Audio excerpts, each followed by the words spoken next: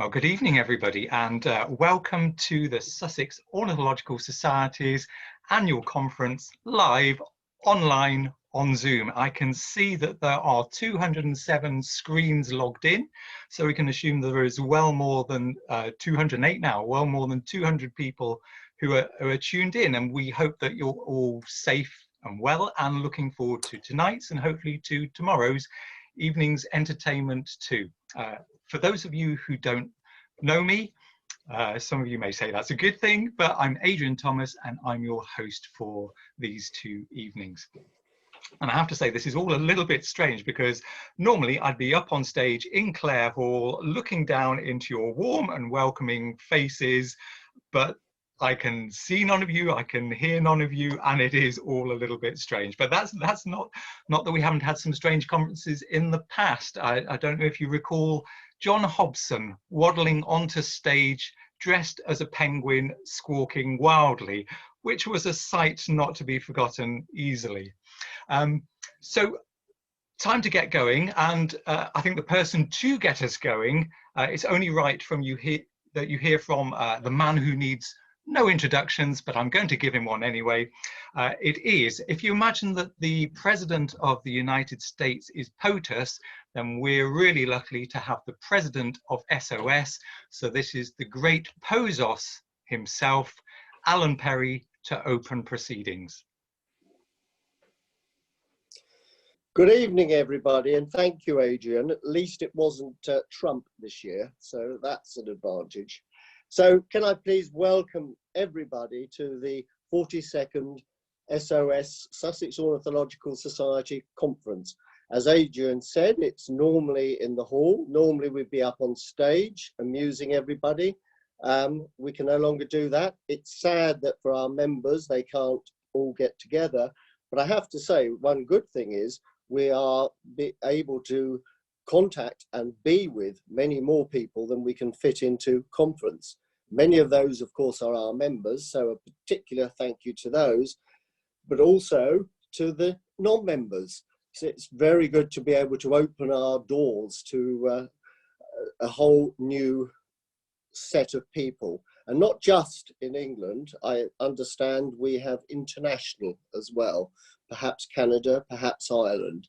So I think I'm really looking forward to a very, very good evening. Can I just say for any non-members, if you really enjoyed the evening, at the end of the session, there will be our webpage up. And if anyone fancies joining the SOS, very reasonable, £14. You get a 2018, 2019 bird report, and 2020 is about to come out. And you get to be able to come to conferences, you get the newsletter and everything else that goes with it. But I'm not selling it too much.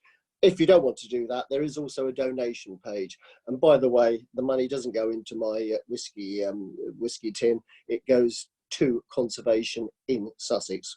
As a society, we do not own land, but what we are, we're sort of the Red Adaires of Sussex. When people like the Wildlife Trust, the RSPB, find that they have a problem, we can come along and help them. So that's enough of the salesmanship.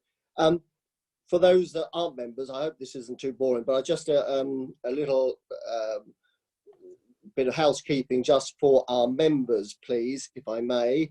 Can I remind you that the photo competition, I think, is coming to an end this weekend, so please get your photographs in as soon as you can. I would mention that the bird race was, well, it didn't really run this year, but people did make a stoic effort to fit in with their self-isolating or the isolating and their limited walk. I think some 119 species were seen, and already I must say £1,000 has been raised, which is excellent. There will not be any awards this year because I think it's much nicer to have the people there and be able to give the awards. So they will hopefully be next year. I'm going to say in Clare Hall in Haywards Heath, but as it may be knocked down by then, I'm not sure where we will be. The other things, surveys. Now, surveys, of course, are quite difficult this year. And I know that Matt Twidell, our surveys officer, he will make sure that everyone is contacted. I know the BTO reps will contact you about breeding bird surveys, so you know where you are with those things. And I think most of you have been contacted by the winter survey information as well. So I think that's fine on that. My final thing just to say is that hopefully this is going to be a success. Hopefully you're going to have enjoyed it. But we are going to do another 5 talks commencing February the 10th, and they'll be about 35-40 minutes long, and there'll be 5 weekly ones, which is on a Wednesday at 7 p.m. Again, it's open to everybody. We just feel that this is a good time with so much going on, so many problems for people, that as many people that can come and enjoy what we offer, we are very, very happy for you to be there. So I'm not going to go on anymore. I'm just going to return you back to our blogger, our author, our Twitterer, our Facebooker, our RSPB garden expert, truly Renaissance man, Mr. Adrian Thomas. Thank you, Adrian. Thank you, Alan. Great. Here we go. On to our talks. This is lovely, isn't it? None of this leaping up and down on stage. So there are going to be 2 talks this evening with a 5-minute comfort break in between them. There'll hopefully be chance for questions at the end of each of the talks. And in order to pose your questions, you'll use the Q&A function, which hopefully you can see on your Zoom screen. Indeed, I can already see that Crona Hodges has found it to let us know that tuning in from Wales. So already we're reaching out way beyond the Sussex boundary, which is brilliant. I'll then ask whatever questions have been posed in the Q&A session. So I'll be filtering through the questions as they come through. Okay, so the theme of our evening is migration, or at least a loose theme of migration. And our first speaker of this evening is Sam Franks of the BTO. Sam is a senior research ecologist at the BTO and an incredibly experienced field ecologist, having worked on a wide range of projects examining the effects of things such as climate and habitat change, especially on migrants, especially on waders, with a lot of time spent studying shorebirds in Alaska, which sounds absolutely glorious.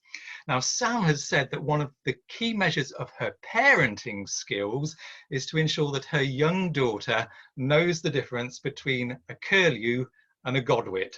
And we do want to hear, Sam, how well you are doing on that front. But at least you can be confident that the audience here know full well the difference between a curlew and a godwit. A curlew, of course, is a wading bird with a long bill, whereas a godwit is a funny vicar.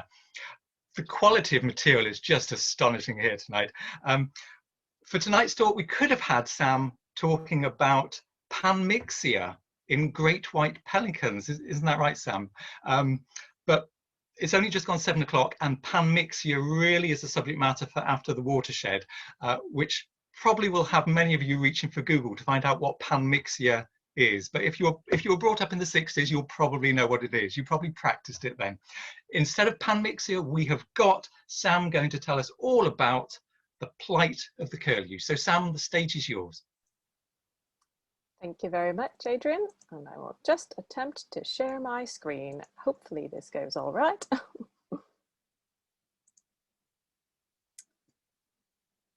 And I will rely on Adrian to tell me in a moment if you can see a picture of a curlew and the title of the talk for this evening. We're up and running. Thanks, Sam. Great. Well, I'd like to thank Sussex Ornithological Society for inviting me to speak at what was going to be an in-person conference back when I was invited last February. Unfortunately, we all know what happened then. So I am pleased to be speaking to an unknown host of people who are tuning in Sussex, but also across the UK and maybe even internationally. Apologies to those who are hoping to hear about migration from me and wondering why we're talking about curlew instead. This is what happens when you hear about new lockdown restrictions early in January and you're forced into daily childcare requirements. So curlew it is, a species that I am most familiar with. The call of the curlew is very much a herald of spring and embodies a relationship with the landscapes of the British Isles.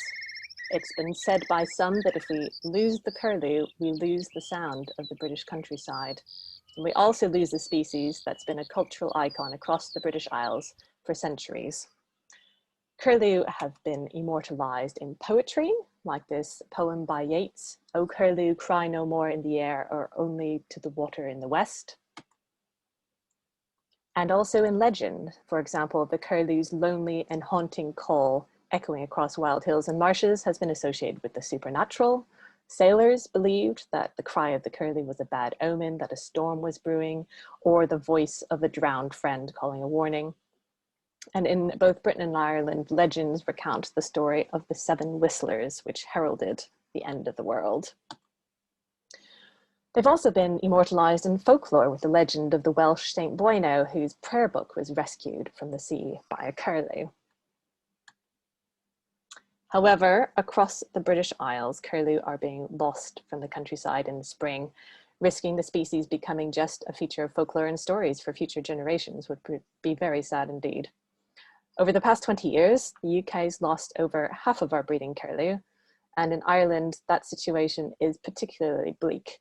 As few as 130 pairs might remain in the Republic of Ireland, while there may be just 250 to 500 on the whole island. And some have said that their projected time to extinction at the current rate of loss might be as little as a decade. But the situation is equally dire, unfortunately, across much of Europe and indeed globally, with the majority of the population breeding in Europe. Curlew are listed on the IUCN's Red List as near threatened, and in Europe, the species is listed as vulnerable, with declines of 30 to 50% depending on the country over the last 30 years.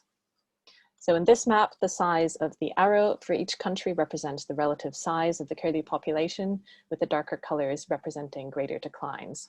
And here you can say the UK, which hosts the largest breeding population of the species behind only Russia and Finland, estimated at approximately 59,000 breeding pairs in 2020. It's also one of the most quickly declining populations in Europe. Now this is important because, roughly a fifth to a quarter of the global population breeds in the UK, and that's nearly a quarter to a third of the whole European population. Curlew were red listed in the UK in 2015 and have been called by some as a result the greatest conservation priority that we have in the UK. So our curlew belong to the genus Numenius, along with 7 other species, and some might say that this is a group that's prone to extinction. So of these 8 species, 3 are globally listed by the IUCN as of least concern, and that's Wimbrel, long-billed curlew, and little curlew. Our curlew is considered near threatened, while the remaining 4 species are all globally threatened, with the bristle-side curlew vulnerable, the Far Eastern curlew listed as endangered, and slender-billed and Eskimo curlews critically endangered or probably most likely extinct. In the British Isles, the most recent bird atlas in 2007 to 11 shows that breeding curlew are fairly broadly distributed across the British Isles, but they are most certainly most abundant in the uplands if we look at this map of a breeding abundance, breeding predominantly in habitats like moorland bog, here in the upper right, heath and nearby grassland habitats. There are also lowland breeding curlew in dry heath and grassland, for example, in Breckland, where the BTO headquarters is, here in the east of England, and in the New Forest in the south of England. But by far and away, the strongholds of curlew with the highest breeding concentrations are in northern England, here in the Pennines particularly, and in eastern Scotland, and in the Northern Isles in Shetland and Orkney. So the Bird Atlas unfortunately paints a pretty grim story of curlew declines across the British Isles over the last 25 or so years. So black triangles in this distribution map indicate 10-kilometer survey squares where curlew were detected in the 1990 atlas, but not in the 2010 atlas. There's been extensive losses of curlew showing on this map throughout Ireland, northwest Scotland, Wales, and losses throughout southern England as well.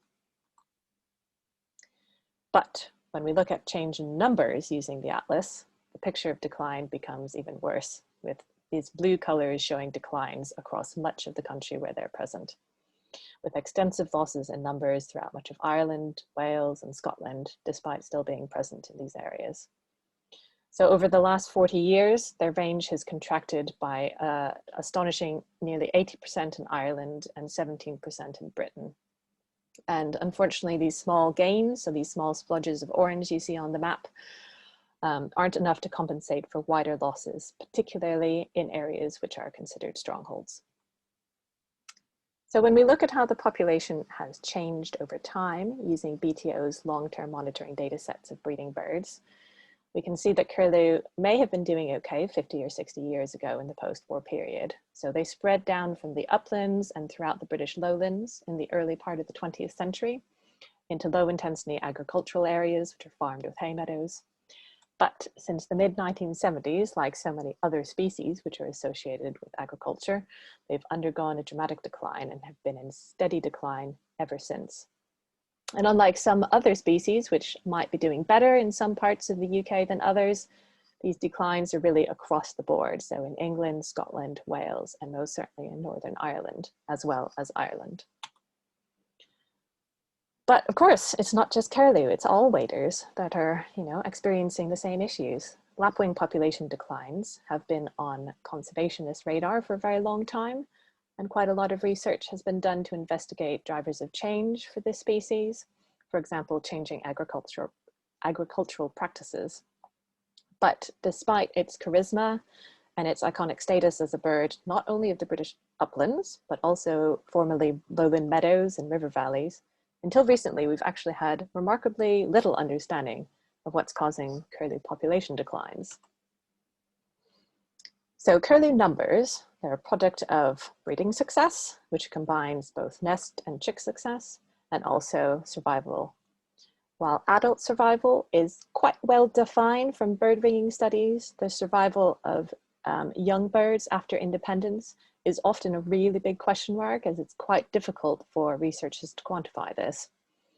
But we do know that breeding adult survival in curlew is very high, approximately 90% per year. And in the UK, a pair has to produce roughly on average 2 chicks every 3 years for population stability.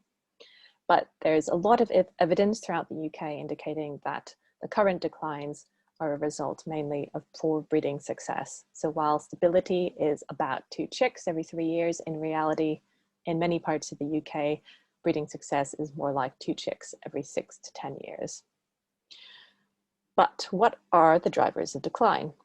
Well, some of you might know some of these pieces of the story already, and thanks to various pieces of research in the last decade, including some by the BTO, we're getting a pretty good handle on this. So habitat loss and degradation has been identified as one of the primary drivers of decline. Particularly in lowland and including some marginal upland areas, one of the primary causes is from agricultural intensification. So for example, through the conversion of natural grasslands into arable agriculture. This can lead to outright loss of breeding habitat, and given curlew are an incredibly site-faithful species to their nesting sites, birds might just completely abandon breeding attempts if their nesting site is lost.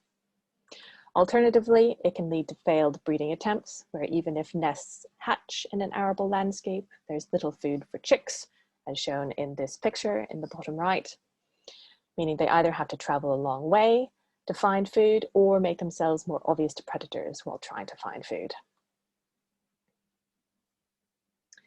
Intensification can also include grassland improvement.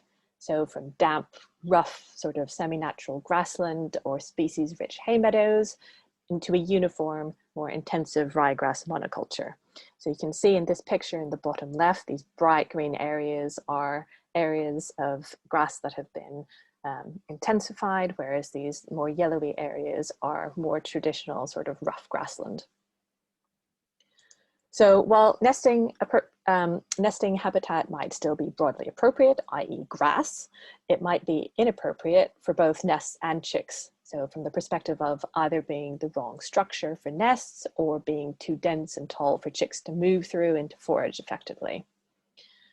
So in addition to the lack of vegetation diversity through conversion to this ryegrass monoculture, intensification can also result in increased drainage. So both this lack of diversity and drier habitats means less invertebrate mass and diversity, and therefore poorer food availability for chicks. This type of improvement can also mean a conversion from traditional hay to silage, which brings with it a more intensive mowing regime and consequently the loss of nests and chicks to agricultural machinery. In the uplands and in marginal upland areas, afforestation and peat extraction can result in the outright loss or degradation of some core breeding habitat for curlew, with increased drainage also resulting in habitat degradation with poorer food availability for chicks in drier habitats. And afforestation, woodland planting, also has the additional knock-on consequence of increasing predation pressure by acting as a predator reservoir for species such as corvids and foxes. On to the subject of predation. So there's a substantial amount of evidence now to suggest that the predation of nests and chicks is probably the single biggest factor hampering breeding success around the UK. But while this is undoubtedly the primary proximate driver of populations declines, it's a symptom of wider problems in the landscape. So for example, the really large numbers of generalist mesopredators in the landscape, so species like corvids and foxes and stoats and weasels. A recent study in the UK shows that the UK has some of the highest densities of these predators of any European country. And so any solution to predation pressure will really require delving into this issue of high predator numbers in the landscape. As I've also mentioned, habitat degradation makes nests and chicks more susceptible to predation. So for example, it can make nests easier to find in less structurally complex landscape. So this is quite a complex landscape that you can see in this video. So it can also cause chicks to behave in ways making them more susceptible to predation. So for example, they spend more time feeding or less time hiding, like in that previous video clip, or if they're hungry, feeding on very shortcut silage where they're pretty darn obvious, like in this clip here. And in this video here, these chicks are sheltering in the shade on a really hot day.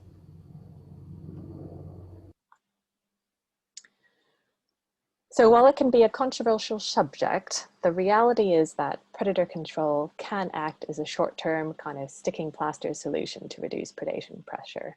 But there are a lot of caveats to this. It has to be legal, it has to be proportional, it has to be justifiable. It has to be deployed as just one measure in the suite of other tools. So you're not going to employ predator control if you're doing nothing about the habitat.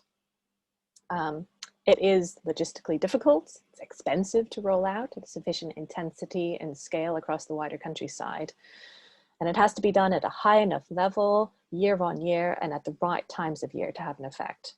It requires trained and competent practitioners which follow best practice, and it's not effective in all situations. So for example, its effectiveness can depend on predator densities.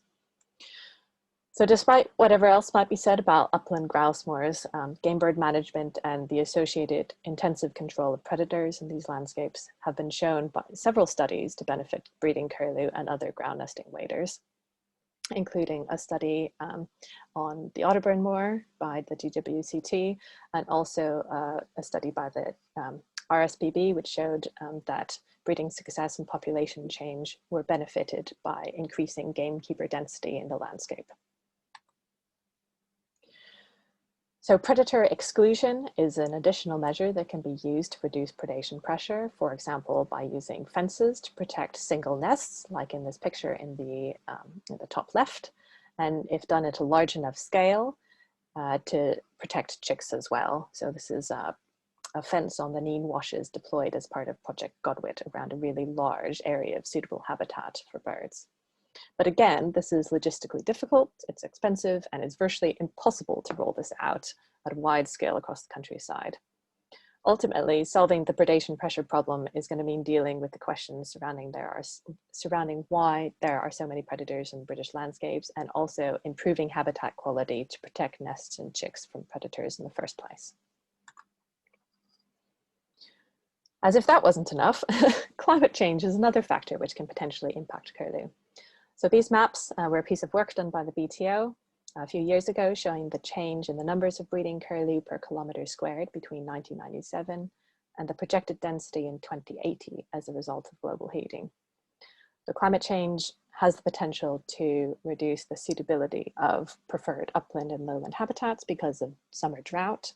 Outright high temperatures reduce the available time chicks can forage rather than seeking shelter, and it can also reduce food availability by drying out the soil. So this is a really broad brush picture of the main factors affecting curlew across the country, with habitat change and predation pressure kind of the two biggest immediate issues, with climate change something that's coming down the road in future. But the relative importance of these different factors is likely to vary quite a bit, both regionally, but also even smaller scales. So there's a huge value in local studies because curlew are extremely varied in the habitats that they occupy. And these local studies can tell us more about what local populations are doing, what the mechanisms are that are the most important for them, and therefore what the most effective solutions are and why, or in other words, what works where and why. The good news for curlew and other waders is that there are quite a lot of people and organisations on the case, both in the UK and in Ireland. Over the last 5 years, there's been a huge proliferation of studies across the UK and Ireland, which the BTO summarised in what is now an outdated audit from 2019, because there's been quite a few projects that have popped up since then. And these projects range from local community-led projects to ones led by NGOs or universities and everything in between. Many of these are collaborative partnerships, often across different stakeholder interest groups, and can provide a real exemplar of what can be achieved by working together for waders. So I'll just give a brief tour now of some of those that BTO have been involved with. So the first is a project together with the University of East Anglia in Eastern England, where my PhD student Harry Ewing is studying curlew in Breckland. So the last bird atlas showed a curious picture in the east of England. Contrary to declines in curlew elsewhere, there seems to be some spots of orange here and upward arrows in this map, showing that curlew in this part of the country, or this population anyways, might be apparently stable or even increasing. So Harry's project is investigating what factors are responsible for this apparent stability or increasing nature of the Breckland curlew population. It's been remarkably understudied, which is probably an oversight mainly of BTO staff, considering it's on our doorstep in Thetford of our headquarters. So specifically, Harry's research is investigating curlew nest success, chick habitat use, and adult spatial behavior. Most of the primary sites include MOD land, including RAF bases, and the Stanford military training area, private estates, and Thetford Forest as well.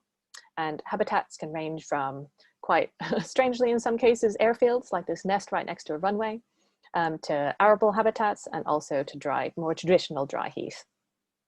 In Harry's first field season in 2019, he identified 74 pairs of curlew across his study sites and estimates that there could be as many as 150 pairs in this population, based on areas of suitable habitat that he was unable to cover. And I think many of us are quite surprised that 150 pairs of curlew have managed to hide in this area of Breckland that's really well covered by quite a lot of birders. So Harry found 67 nests in his first field season. However, this first year of research shows that the Breckland population is probably subject to many of the same pressures as others, especially predation pressure. Nest predation rates were high, with about 2/3 of nests failing before hatch due to predation. And this has been shown by previous work at UEA done by Nat Zielonka and others, which showed that many of those nest predation events were the results of foxes. So 24 nests hatched, and there was only about a 20% probability or so that nests would survive through to hatch. So Harry's found so far with his analyses from his first year of data that nest survival is higher in fenced areas, which is probably not a surprise given we know that exclusion of predators can increase nest success. These areas are predominantly on airfields, but also in fenced areas of Thetford Forest that are intended as deer exclusion zones.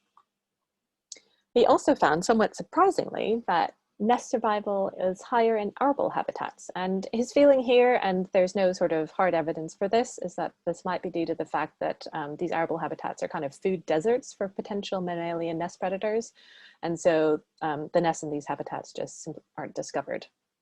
However, sample sizes are fairly small here, and he's hoping to supplement these in his next field season. So while nest success appears to be higher in fenced and arable areas, appropriate habitat nearby is definitely necessary for survival of chicks through to fledging. Observational fieldwork from 2020, when he was able to get out after lockdown, suggests that chicks need a mixture of vegetation structure in which to forage and to hide in order to fledge successfully. We're hoping that Harry will be able to get a full field season in this coming year, but at this point, we're not exactly holding our breath. So another component of his work is going to be examining differences in adult spatial behavior at different stages of the breeding cycle using GPS tags. And one of the aims of this is particularly that on airfields, the evidence that we collect will be able to help inform grass habitat management on these airfields and also air safety procedures. So moving across the country now to Wales, my colleagues Rachel Taylor and Catherine Bougen have been undertaking some research together with RSPB and Natural Resources Wales to investigate the habitat use of curlew using GPS tracking. And this is really fascinating stuff.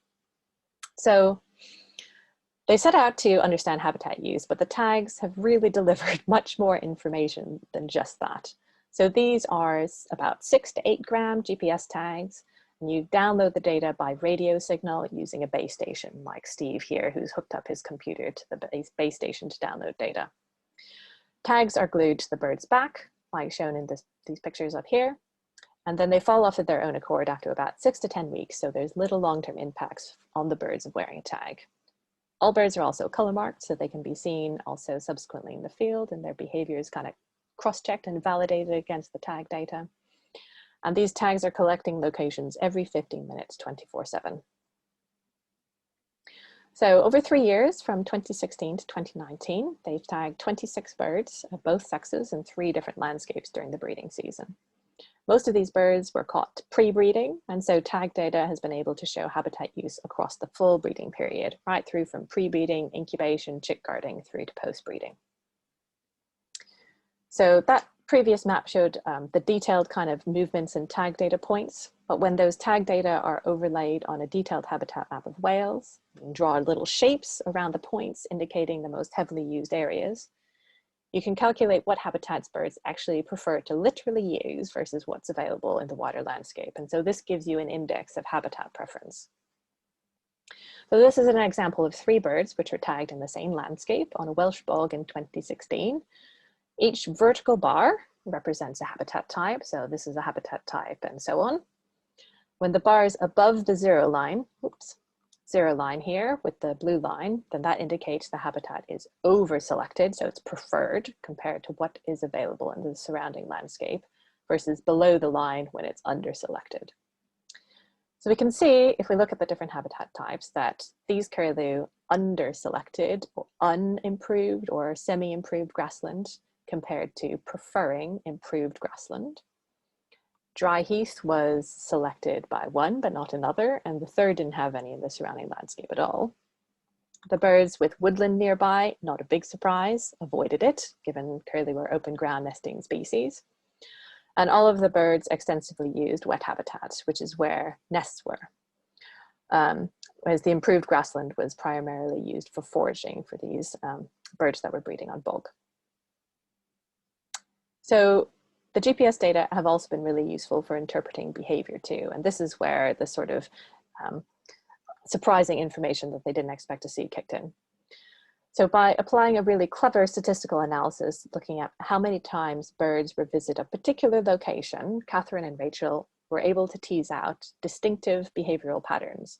And these behavioral patterns indicated when birds were incubating, if the nests had failed, if they'd started chick guarding, and this without ever actually needing to find or visit an actual nest site. So there was much less disturbance monitoring nesting success through this method. We can see here from the orange color in this table indicates failure of a breeding attempt, showing that Welsh curlew also have fairly poor breeding success on par with many populations elsewhere in the UK. And these data also showed just how many times curlew will subsequently try to breed, even if they fail for the first time, laying replacement clutches, not only once, but twice in some cases. So what are the implications for curlew in Wales? So definitely the first of those is that birds in different landscapes prefer different habitats. So for example, the birds that bred on upland bog preferred both this habitat while they foraged on improved grassland, while those breeding on Anglesey in more lowland grassland habitats avoided improved grassland, but instead preferred unimproved or semi-improved grassland. Generally, a mosaic of habitats were needed though for breeding curlew, which that mosaic differed depending on landscape. Much to their surprise, birds were only loosely territorial. So while the immediate nesting site was quite constrained, they traveled really widely when incubating, off-duty incubation, presumably foraging, meeting their own needs. So this work has shown that the current field by field or by farm Welsh agri-environment policy isn't really suitable for the size of area covered by curlew during the breeding season. And so this also has implication for agri-environment schemes in other parts of the UK as well. And this also shows the importance of cross-community or a network kind of approach to land management. In England, this is sometimes called farmer clusters, where there's a specific pot of agri-environment money designed to facilitate this sort of community coming together to deploy agri-environment across a particular landscape. So this winter, my Welsh colleagues are also GPS tracking curlew as part of the ECHOS project, looking at climate change effects on bird habitats around the Irish Sea.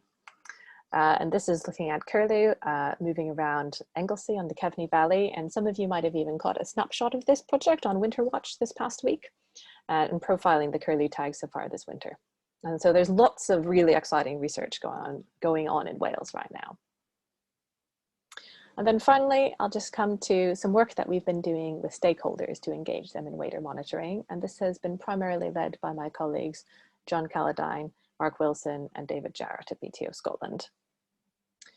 So the first of these was a pilot project in Wensleydale in the Yorkshire Dales, where we trialed wader monitoring by farmers and gamekeepers in 2017, partnering with the Yorkshire Dales National Park Authority and the Bolton Estate.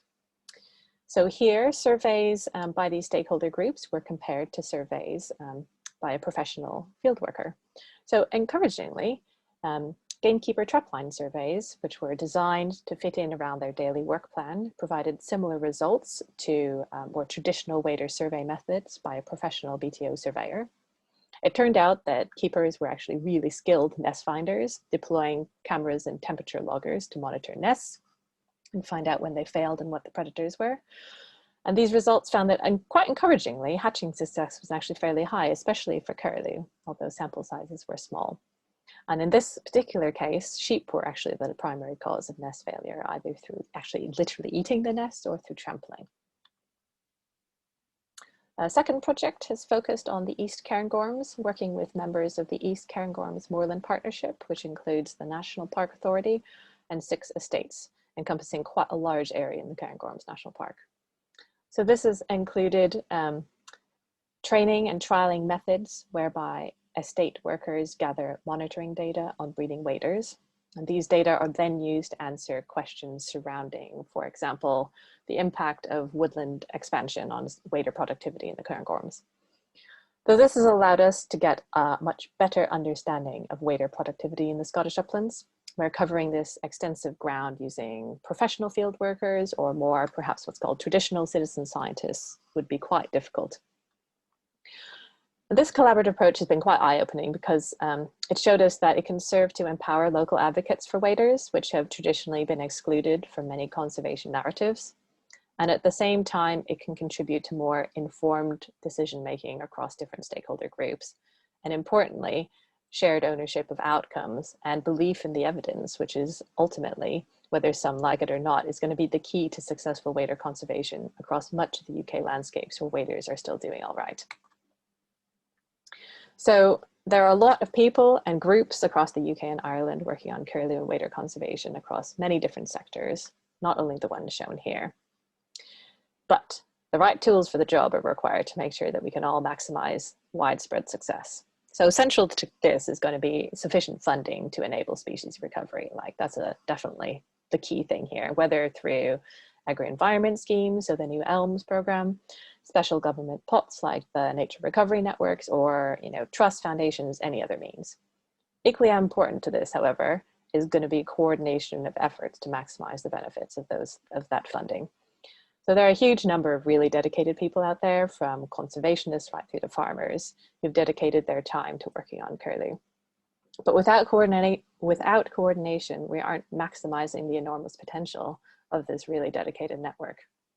So a vital part of that coordination is going to be enabling the collection of comparable data, and to ensure that these data are going to be accessible to inform decision making. So both at local scales, but also at wider scales. So pulling together the big picture across the country from all these local projects. This is going to be really vital to be able to make evidence-based decisions on what works where and why. But in order to suit the diversity of engaged stakeholders, we also need a really flexible and scalable approach.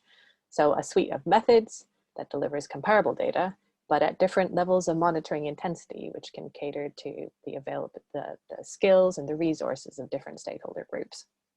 And suitable training is going to be a key part of delivering these methods.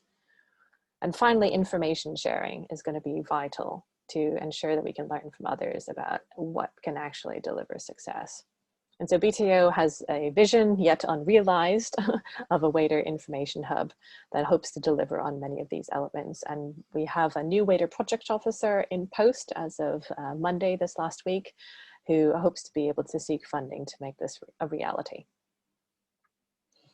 So finally, working in partnership is going to be the key to success. Not only this top-down coordination, of which we have plenty, but also bottom-up support and action, of which we also fortunately have plenty on the go at the moment. So BTO have learned through our collaborative working that provided the right tools that I've just described, stakeholders can really become an integral part of the monitoring process. And this involvement, we found, gives ownership of the outcomes and decision-making, and ensures that the communication of outputs are shared widely across their peer group. And it's partnership at all levels and across all sectors that's going to be key for sharing best practice and lessons learned. Now, finally, we mustn't forget that curlew conservation must also happen at an international scale. And finally, I've got to the migration bit.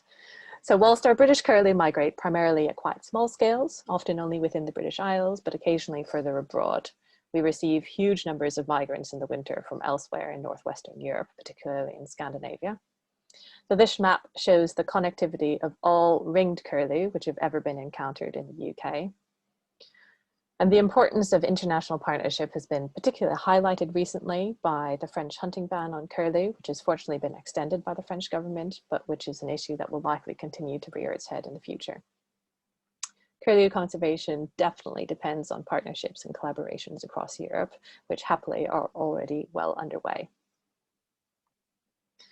So I'd just like to finish by thanking my colleagues at BTO, particularly Rachel Taylor, Catherine Bougen, Ros Green, Steve Dodd, John Calladine, Mark Wilson, David Jarrett, Neil Burton and James Pierce-Higgins, the team at UEA, particularly Harry, Jenny and Jen Smart, and Harry particularly thanks for all of the video and photos that he's taken on his fieldwork, which I've poached and which you've been able to see here. Also, our collaborators in the Yorkshire Dales and the Eastern Karangorms. And I have to really give a big thanks to my husband as well, because he's taken on quite a big share of the childcare recently while I've been finishing up and polishing this talk.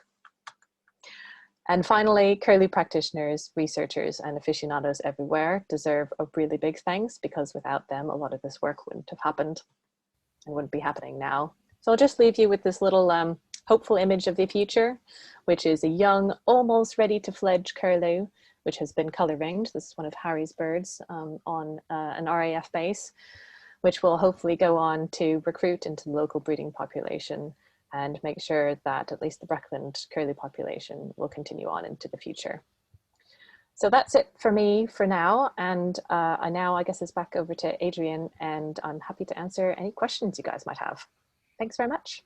Brilliant, Sam. Yes, please do stay on, because the questions are coming in here. That was magnificent, thank you. And I'm sure that people will have loved the videos that went with it too, for a bird that last bred in Sussex in 1991. So a distant memory for us here. So in at the top one in my list is Krona coming back in to say that she's project managing the Echoes. Yes, I recognise Krona's name when she popped up in the Q&A earlier. Hi, Krona. Indeed, and that's one of the beautiful things about these things. It tells us about projects that are going on, and Krona's explaining how it's curlews and Greenland white-fronted geese. Yes, it is. And there are now, I believe, 3 Greenland white-fronted geese which are wearing tags as of earlier this week. So that's another species which will be, I'm sure, returning really fascinating data from that project. Fabulous.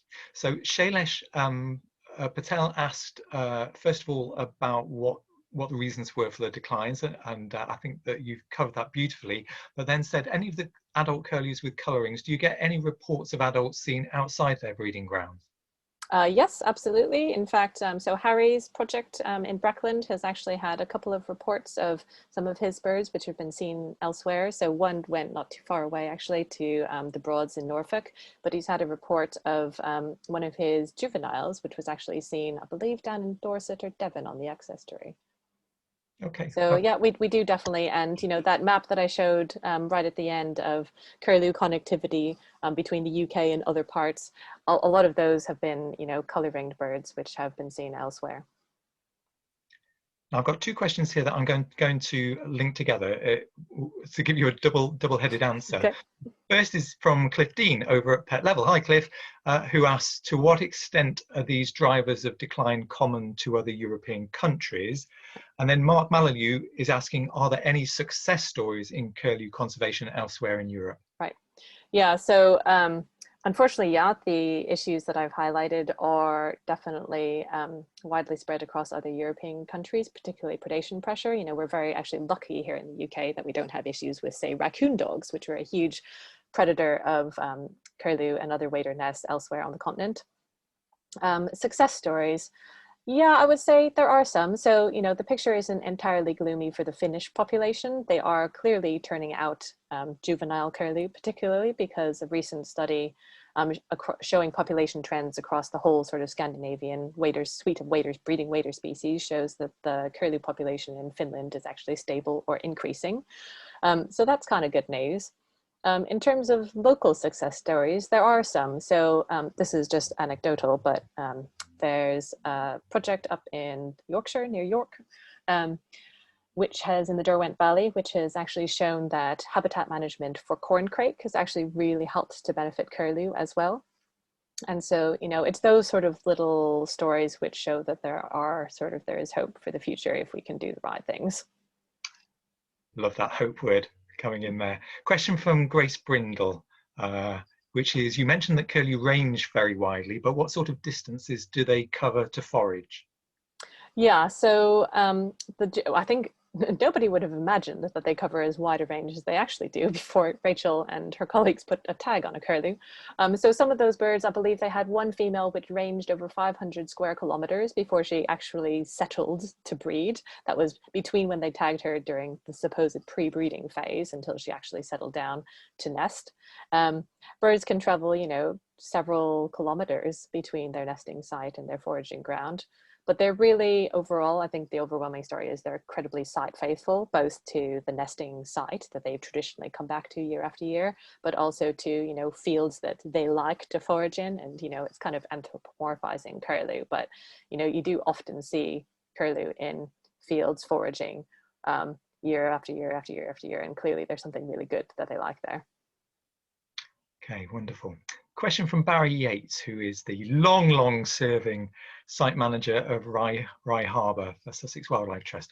Where do the hundreds of curlew wintering in Rye Bay breed? Here's a test. Oh, good question. Well, I'd have to go and pull up that map again. So let me see. You're on the south coast, I assume. So where do they breed? They could breed, well, they'll probably breed on the continent. They could be sort of Germany, Netherlands, but they could equally come from Russia. Most of the eastern wintering birds in the UK come from Fennoscandia. But I don't know, you know, there's probably some of those Fennoscandian birds that kind of wrap around, if you like, onto the south coast. And equally, you know, you may have local breeders there. There's project in the New Forest, so GWCT together with a local project in the New Forest has been tagging birds there, and they found, you know, they're breeding curlew. They hop over to the Solent during the breeding season to forage, but some birds have actually wintered there as well. So it's like a hop, skip, and a jump for a curlew. So it could be anything and everything, really. Okay, brilliant. A few more questions to get through. The plan was to take us through to 8 for a 5-minute break at 8, just so everybody listening knows that. So we've still got 8 minutes to go, and I think we've got about 8 questions. So next one is from Michael Cuff, which is the number of predators in part due to pheasant release, especially in the uplands? Yeah, funny you should say that. So BTO released a study last year which showed that high numbers of game birds are correlated, so there's no indication of causation, but correlated with the high numbers of generalist predators. And this was mainly looking at species like buzzards and corvids rather than actual foxes, because we don't have great data, unfortunately, on fox numbers. So I think there is definitely increasing recognition that the massive biomass of non-native game birds like pheasants, red-legged partridge, which are released into the British countryside every year, probably does have an impact on the number of predators we have in this country. But equally, in the Netherlands, they don't have the wide scale of game bird release that we have to the scale on this country by any means. But they have the same issues with generalist predators as we do, being the majority of the issue, the problem driving wader declines there. So it's not a unique issue to the British Isles, to the UK and Britain particularly, but I would say it's a definite contributing factor, because ultimately, waders are only nesting for 3 months of the year, and those generalist predators, they're generalists. They might stumble across a wader nest during the breeding season and munch it up, but the rest of the year they have to survive on something. What are they surviving on? So it's these supplementary sources of food in the landscape, both released game birds, but also other issues in our landscape to do with just humans inhabiting the landscape and everything that comes with us in terms of supplementary food for predators. Lovely. Question in from the Inglorious Bustards, who we'll be hearing from next, which is the arable success in the Brecks possibly due to good habitat management in arable areas for stone curlew? Yep, so that's quite a complex story, actually. So some of you might have heard about a project between the RSPB and the University of East Anglia, which was conducting this sort of wide-scale land disturbance kind of experiment for stone curlew in the Brecks. And this, in addition to benefiting stone curlew, so it was an experimental project conducted across a wide scale, which kind of disturbed the soil in various different ways to see how that benefited both the invertebrates in the area, but also stone curlew habitat use in these areas. Weirdly enough, these disturbed areas were also seemed to be preferred by that earlier UEA study I mentioned by Nat Zielonka. And that birds, I believe in her study showed, I could be wrong here, actually showed higher nest success in these disturbed areas. So yes, that could be the case, but I think it's quite variable. Birds in the Brecks nest in this huge range of different habitats, kind of traditional kind of dry heath or grass meadows, but, equally on disturbed ground, which is, like bare soil effectively. It's not what you traditionally think of as a curlew nesting habitat. Lapwing, yeah, sure, or stone curlew. So I think there's a lot of complexity to the story that we don't really understand. So I'm hoping Harry will be able to tease some of it out during his project. Okay, lovely. Great to know the research is happening. Next one, hello from Canada. This is from Kelsey Reich. Oh, right, great. Which is great talk. Thank you, Samantha. Agree, collaboration is key. Would you agree that the increase in predation is due to the larger problems of climate change and environmental degradation? Yeah, probably. I would say that's the case. I mean, it's the issue, across many landscapes, not only in the UK, around the world, really. Climate change and environmental degradation has been caused by, by humans. We're part of the problem, really, and we have to be part of the solution. How we get to those solutions is going to be pretty tough, particularly in a landscape like the UK, where there's this constant sort of tension between, land that's needed for agricultural and food and land for wildlife. And I think, there's a lot of good things in the UK government's new sort of agricultural agenda for the landscape in terms of, public goods, public funds for public goods and public benefits. But I think we'll have to see how it's actually delivered at scale. And I think, rewilding, particularly in the UK, obviously it doesn't apply to Canada, in quite the same way, but rewilding, in quotation marks, has been this sort of, jumped onto the scene quite recently. And rewilding has some quite interesting implications for ground nesting, open ground species like waders, because they're not necessarily compatible.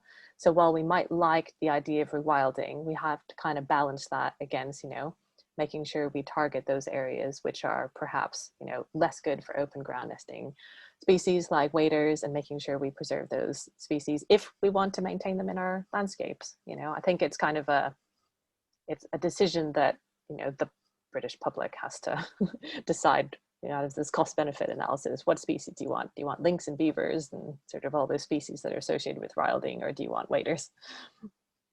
And there's a little follow-on question from John Riley, which kind of is along that theme, which is, will the National Trust tree planting programme have an adverse effect? And I guess that could apply to any tree planting programme. Yeah, so this whole concept of woodland expansion is definitely, there's definitely at odds with preservation of good wader habitat. And so the BTO have actually recently undertaken this project, what we call the sensitivity mapping project, to map across the whole of the UK using data from the most recent bird atlas, kind of a hotspot analysis of areas which are, really, really good for waders, sort of moderately good, and then areas which are poor, with the hope that this can then feed into these, woodland expansion plans, so that, that woodland expansion is targeted at areas, hopefully, that are less good for waders. We can save those areas which are real wader hotspots.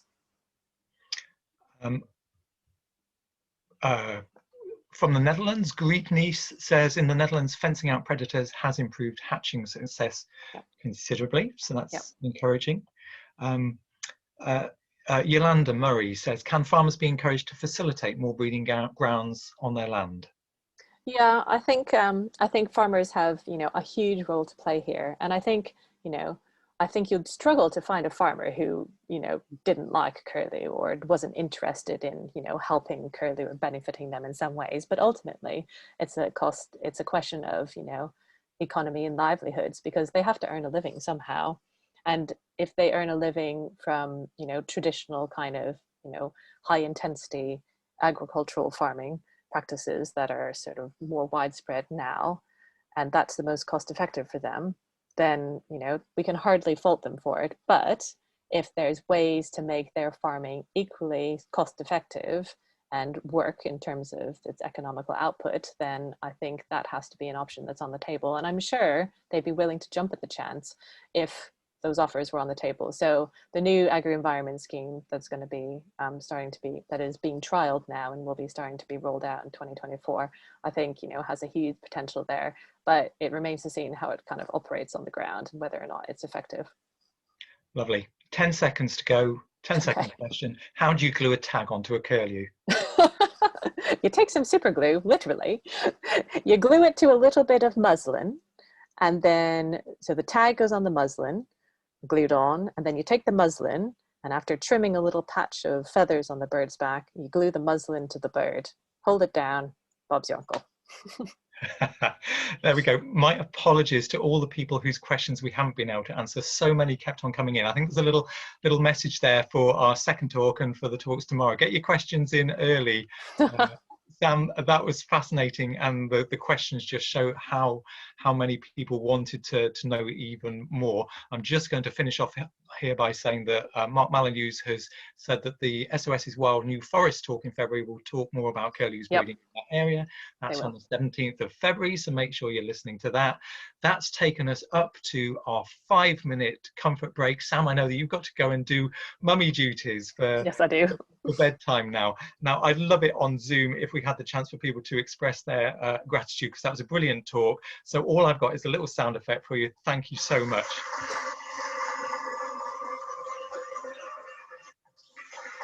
So folks, we're back in 5 minutes. We'll kick off again at 20:06. When you see my face again, we're ready to roll with part 2. We'll see you then.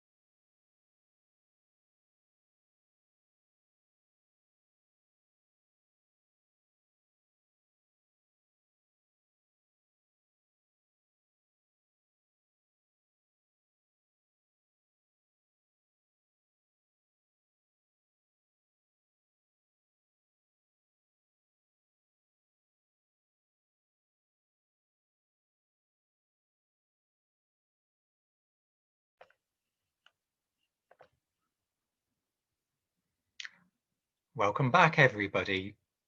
Second half. Okay, hopefully you're there. I'm just rearranging my screen as it moves around in front of me. Technology, shouldn't be left alone with it. Okay, so our second talk of the evening, and delighted to see that we've lost nobody. We've still got pushing 250 to 300 people based on the number of screens that we got there. So that's fantastic. Our second talk of the evening is a double act. It's Niki Williamson and Simon Tonkin, who together form the Inglorious Bustards, which I'm imagining is a nod to Quentin Tarantino, although there was an earlier film, wasn't there, as well. Both are former colleagues of mine at the RSPB, but for some reason they decided to forsake sandy Bedfordshire for southern Spain. It's rather difficult to understand, isn't it? So Niki worked for the RSPB for 12 years doing all sorts of habitat and farmland bird work. She confesses that she's still a member of the RSPB Wildlife Explorers, which is the group for under nines. Apparently she sticks with it because she loves the joke. So I thought I'd pull out an RSPB Wildlife Explorer joke for you so you can judge Niki's standard here. So what's the difference between a hippo and a Zippo? One's really heavy, and the other is a little lighter. Oh yes, quality.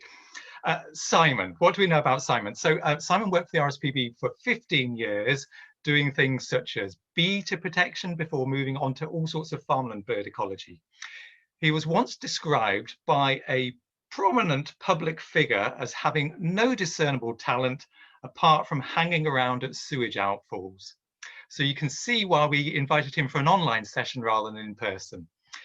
Their talk tonight is about migration over the glorious Straits of Gibraltar. So Niki and Simon, take us away to somewhere beautiful and sunny.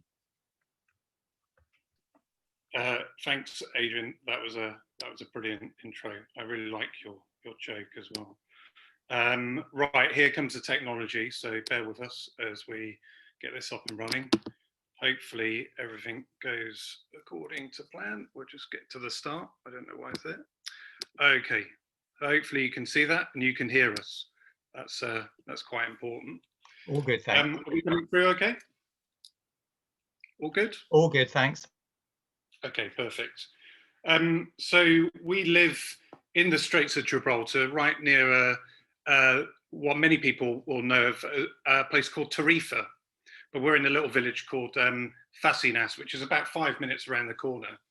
And we live in this epicenter of migration. It's an awesome place to be. And both of us have been working here, not only as tour guides, but also as conservationists as well.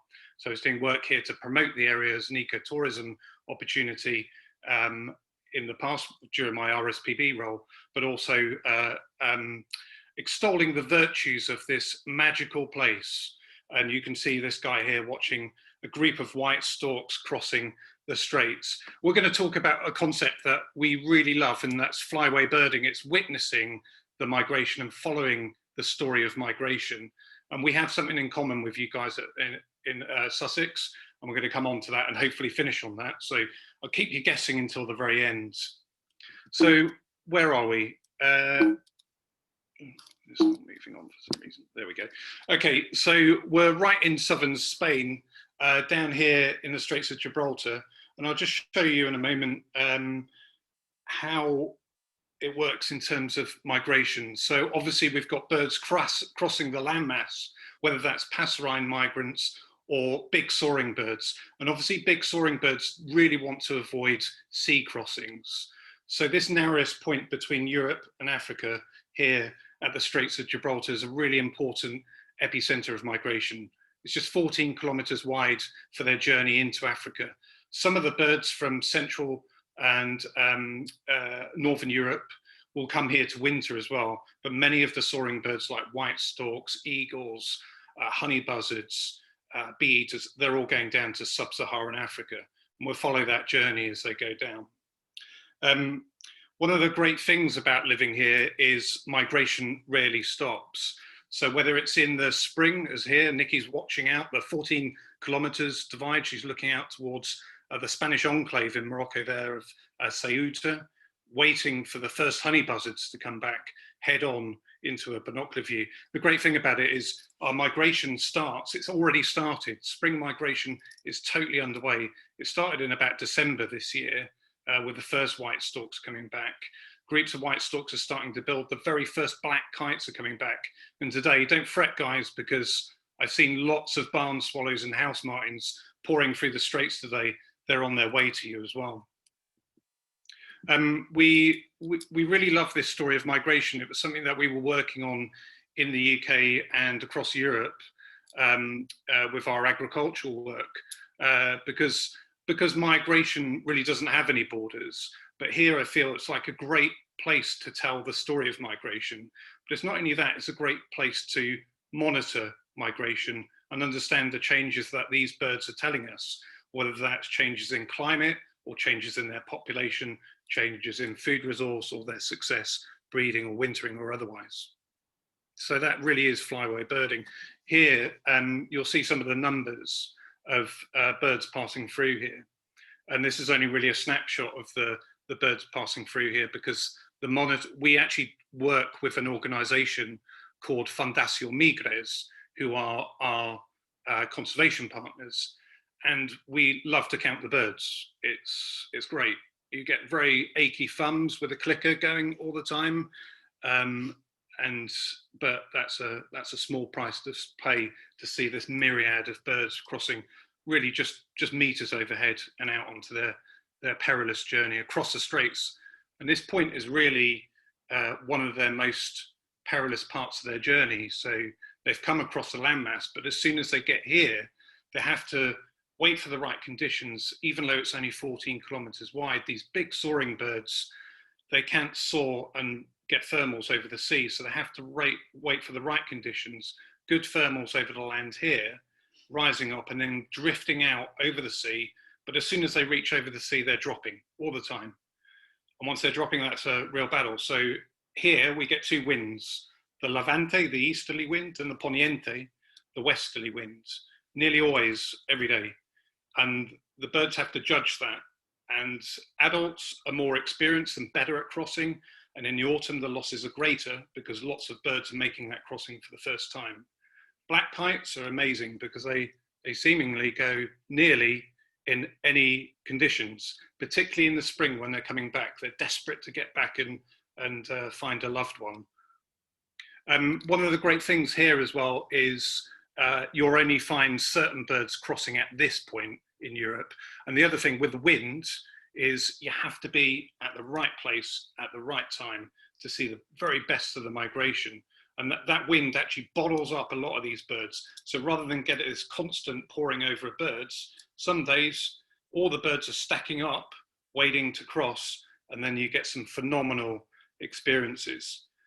Of course, it's not just about soaring birds. One of the birds that people never think of as a big migrant here crossing the straits is sparrows. House sparrows, you might be able to find a house sparrow in there, good luck. But these are mostly Spanish sparrows, but both house and Spanish sparrows cross the straits in huge numbers, probably millions. We don't actually know, it's impossible to count them. The migration here, as I said, it starts, normally our spring migration sort of starts January, February. That goes right the way through to June. And then the autumn migration starts in July and goes all the way through to November, December. So if you love visible bird migration, then you'll love the Straits of Gibraltar. It's a constant movement of life and mass going on this wild adventure. And I'm really envious of them right now because we're all sort of in lockdown and these birds are moving across continents and countries without any problems at all.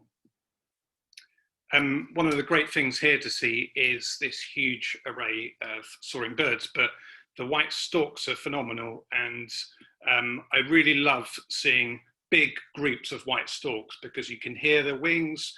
You sort of want to give them a lift up to help them on their way. They can be so close. And if you time it right, in the right conditions, they'll fly just over your head, as here with our friends Pepe and Teresa. And now this is a video. Now clock my face in this video. I look really upset. I'll tell you why after it's played.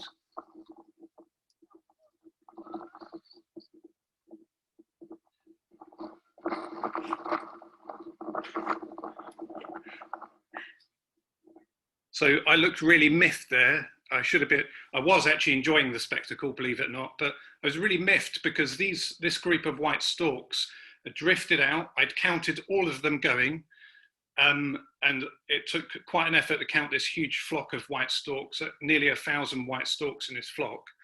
And then they bottled it. The lead bird started to turn back, and then they all came back. So I had to scrub those off my list for the day. They did actually eventually go in the end, but it was a bit annoying having clicked them all through and then seeing them all come back. But that's the story of migration here. One of my favourite raptors here, but not my only favourite raptor here. I love them all really, but the black kite is a phenomenal bird, and it's often one of the raptors here that's really overlooked because it's so common here as a migrating bird. But we count about 140% of the Western European breeding population. Now you're probably thinking, what the hell is he talking about? What sort of school did he go to with 140%? How does that work out? Well, we actually count more here than the estimated counts on the breeding sites. And that's really demonstrates why here is so important to be able to monitor the changes in population. Huge numbers. In certain days we get what we call a milanada, which is this huge groupings of black kites. And this was actually in July, and this is just down the road from us. And I don't think this video really gives it justice. It's just taken with my mobile phone. But huge numbers, 10,000 black kites in the sky, interspersed with short-toed eagles, booted eagles, and then white storks. Actually, the white storks are really amusing in a way because you can be at a raptor watch point and you can say to a group of people, 10:30, the white storks will come, and everybody's like, no, this is not going to happen. At 10:30, nearly always on the dot, the white storks come because they're waiting for good thermals. The black kites, they can power fly a lot more than white storks, and what I mean by that is flapping flights. So this is probably why they can cross in less than ideal conditions. But the white storks overhead is like a kaleidoscope of birds, and often groups of black storks, short-toed eagles, booted eagles, honey buzzards, and other species as well. Of course, all this action in the Straits really attracts, well, I really like seeing them, but I'm not sure the other eagles like seeing them. This is a young Benelli's eagle, and this Benelli's eagle is what we call a flyaway bully. It will actually attack other migrating raptors, and this guy went after booted eagles while we were watching them cross and counting them, short-toed eagles even, quite a large eagle, much bigger than that, and even storks. A friend of mine was monitoring the migration at a certain watch point, and she saw a Benelli's eagle actually take out a black stork, would you believe? The wingspan of a Benelli's eagle is about 2.5 meters. Well, you know, black stork's quite a bit bigger than that. So they really do go after just about anything. And actually, we were with a group once watching the migration overhead when we saw lots of marsh harriers, a big migratory soaring raptor here crossing the Straits. And suddenly a Benelli's eagle came from nowhere and stoved into this marsh harrier, sprinkling us with marsh harrier feathers. And there was lots of screaming and all sorts of things emerging from the people watching this whole thing unfold. Quite a remarkable thing to see. For me, one of the most eye-catching and elegant raptors that we get coming through is the short-toed eagle. Just a gorgeous bird, such a really elegant shape, developing this beautiful chocolatey head in adulthood, really intricate patterns under the wings, and they really just look like silver when they catch the sun, quite stunning. We get 20,000 short-toed eagles passing through the Straits on migration from all over southern Europe, mostly the Iberian Peninsula and the south of France.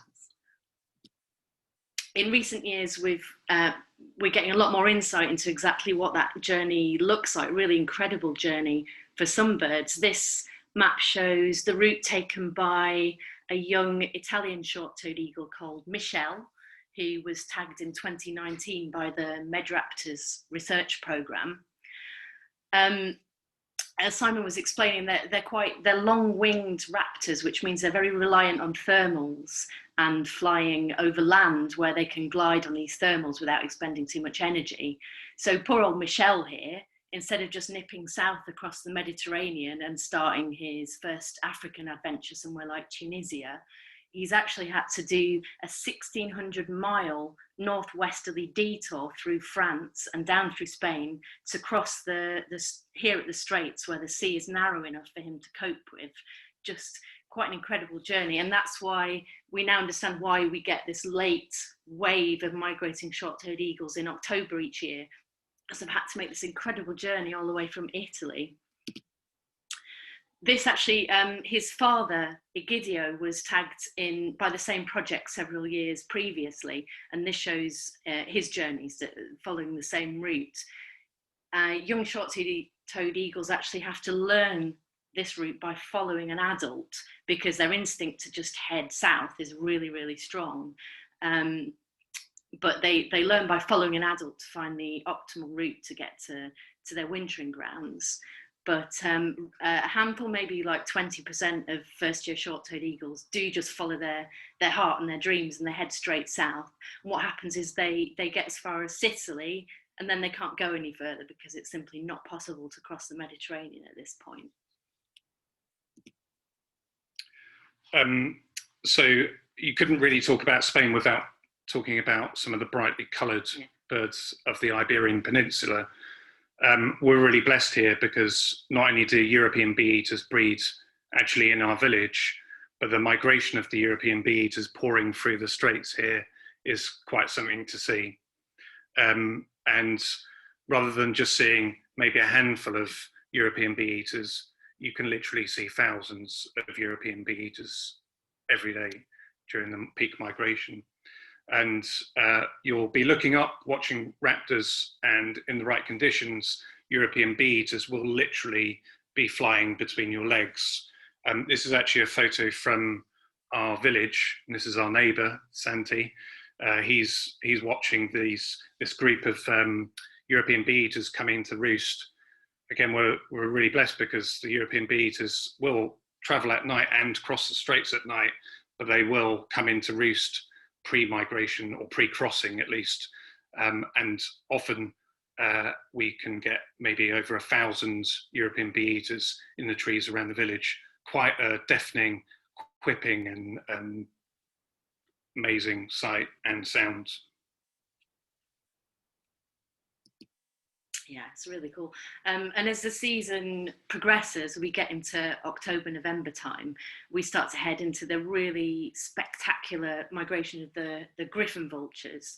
So all over southern Europe, Spain, southern France, young Griffin Vultures are leaving the nest for the first time and heading off to spend their first couple of years in sub-Saharan Africa to come of age, if you like any good teenager should. So this is our local Griffin Vulture colony, so you can just see how incredible they are.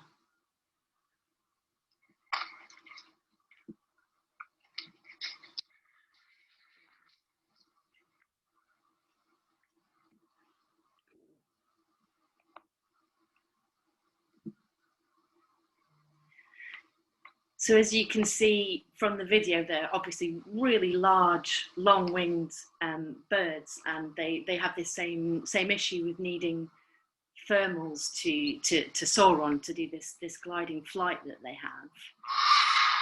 Well, they for every metre of height that they can gain on a thermal, they can glide for about 10 metres. So if you imagine, they can gain around about 1,400 metres of height on the rocky coastal hills around the Straits of Gibraltar, which means they can then glide, coincidentally, for 14 kilometres. So on a perfect day, that would take them right into Morocco, no problems, without having to flap, without having to do a single wing beat. But of course, anything that you get, any crosswind or a drop in temperature, And at some point, these birds are going to have to start flapping those huge wings, and they get exhausted very quickly, and many end up in the sea. But that's really the reason why, again, they all have to come here to the Straits of Gibraltar to find the very shortest distance of sea for them to cross, thousands upon thousands of them. We've had days where we've been in the midst of 3,000 Griffin Vultures trying to make the crossing on the same day. It's really quite, if you imagine that each bird weighs around 10 kilograms, you're talking literally tons of airborne biomass swirling around your head. It quite simply has to be experienced to be understood what that feels like.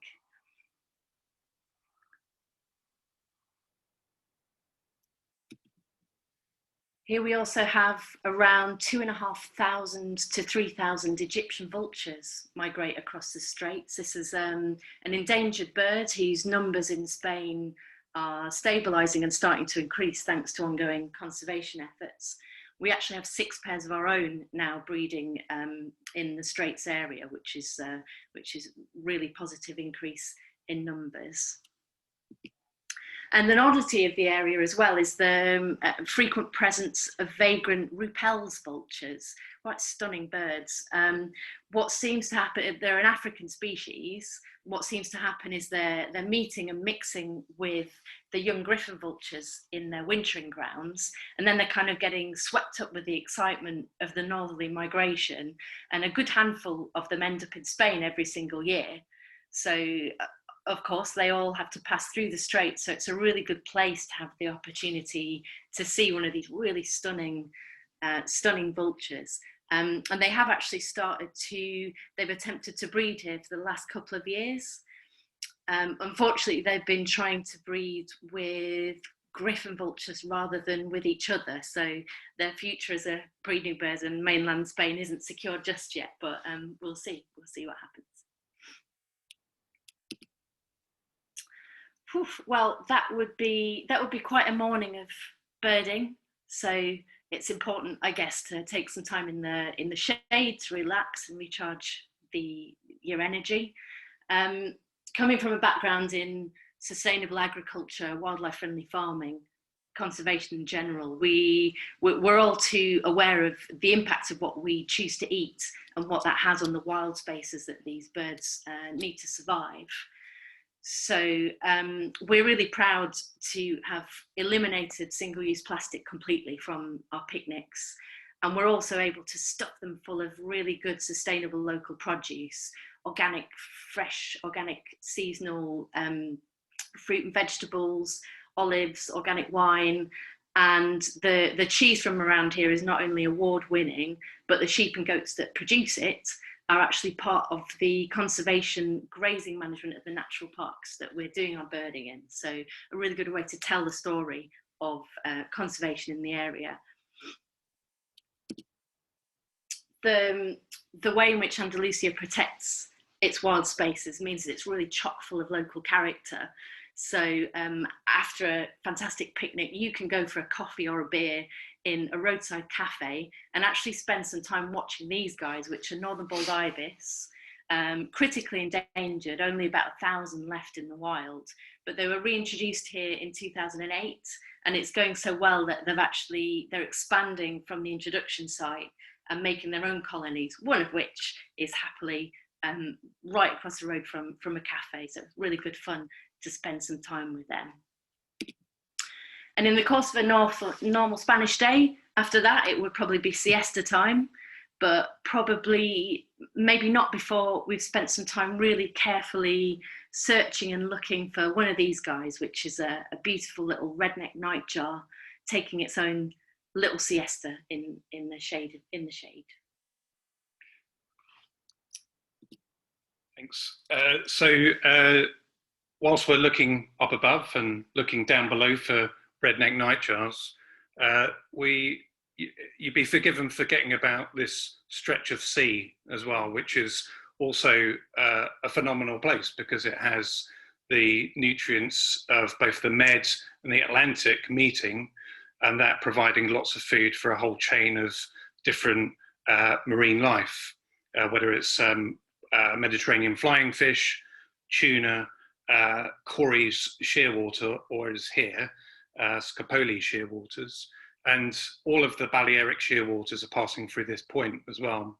So it's a really good place to monitor seabird passage, but also understand what's happening with global populations of particularly Balearic shearwaters. And here we are actually monitoring those Balearic shearwaters with our good friend Alejandro from Fundación Migres, and we're able to count all the birds coming through the Straits of Gibraltar to understand what's happening with the population of Balearic shearwaters. So it's a really important place to understand what's happening to our birds at the flyway scale. Of course, I have to mention as well the cetaceans, because whilst you might be watching a Wilson storm petrel, some of the resident characters of the cetacean form might be coming up on you. So we have common dolphins, bottlenose dolphins, and long-fin pilot whales, all resident here. But we also have migratory species like this sperm whale, and also orca, which actually come into the straits to hunt the tuna. And here they are following our boat.